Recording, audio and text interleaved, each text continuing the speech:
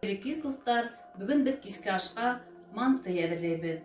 500 грамм ұнға тоз халып, йомыртқа халып, йылы һыу менән қамыр басабыз.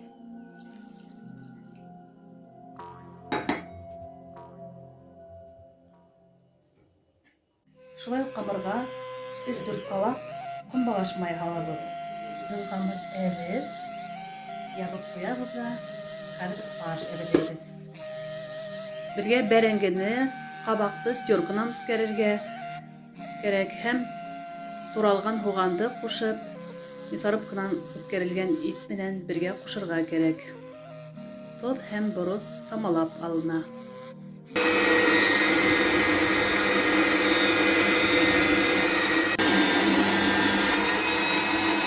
Кабактың һуын һыгып сыгарабыз. Бәрәңгенне шулай итеп һыгып сыгарып алдык. Фарш менән утайбыз. Қағына етіп қамыр еді.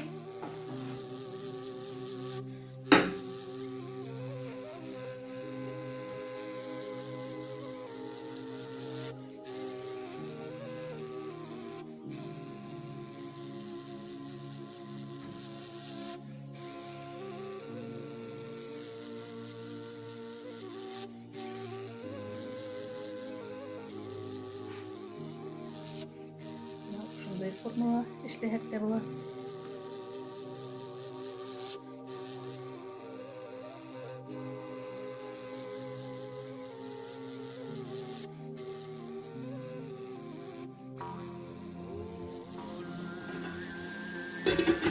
Kaynap turgan һуга куябыз.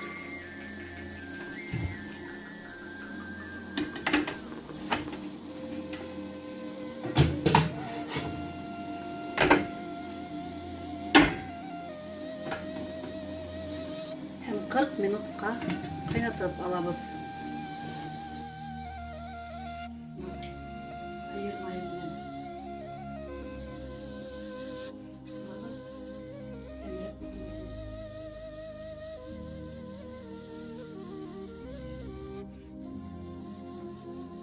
Свежий укроп салатı.